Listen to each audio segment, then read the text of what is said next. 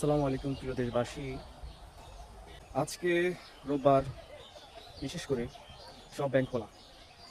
তো আজকে ইসলামী ব্যাংকের যে নতুন এমডি নিয়োগ দিয়েছে, তার আজকে ইসলামী ব্যাংকে মতিঝিলে প্রধান শাখাতে ঢোকার সময় সেখানে ইসলামী ব্যাংকের যারা অ্যাকাউন্ট করেছেন বা টাকা জমা আছেন তাদের অবশ্যই জ্বলবে। কেন জ্বলবে না?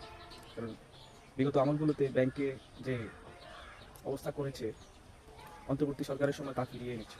অতএব এখন ইসলামী ব্যাংকে গ্রাহক হচ্ছে 2 কোটি। 2 কোটি মানুষের কয়েক লক্ষ কোটি টাকা এখানে রয়েছে। প্রবাসীরা, বিশেষ করে প্রবাসী আছে অন্তত 50 লাখের উপরে।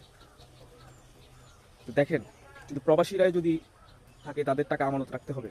বিশেষ করে আমি সরকারের উদ্দেশ্য করে বলতেছি যে ইসলামী ব্যাংকের বিরুদ্ধে কোনো 9-6 চলবে না। 9-6 হলে আপনার পতন অনিবার্য হয়ে যাবে। বিশেষ করে 2 কোটি গ্রাহক মাঠে নেমে যাবে। তাই আপনি ভুল সিদ্ধান্ত নেবেন না, সঠিক সিদ্ধান্ত নিন।